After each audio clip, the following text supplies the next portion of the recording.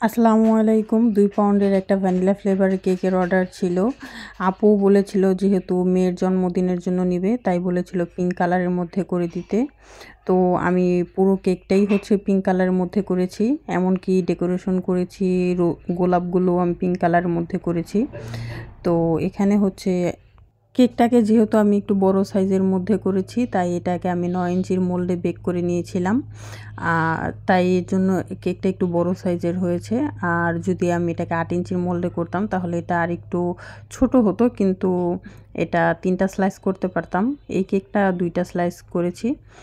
আর এখানে হচ্ছে আমি গোলাপগুলো সবগুলোই হচ্ছে পিঙ্ক কালারের মধ্যে করেছি। গোলাপগুলো আমি একটু কলি টাইপের রেখেছি, মানে একটু ছোট সাইজের। আর আমি জানি অনেকেই জিজ্ঞাসা করবেন যে আপু রোজ নজেলের নাম্বার কত? সত্যি বলতে এটার মধ্যে কোনো নাম্বার নেই। এটা নাম্বার ছাড়া একটা রোজ নজেল। এটার মাথাটা সামান্য বাঁকানো। তো গোলাপগুলোকে হচ্ছে আমি এক সাইডে বসিয়ে নিয়েছি।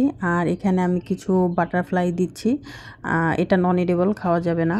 আর এখানে হচ্ছে আমি সুগার বল দিয়ে দিচ্ছি কিছু।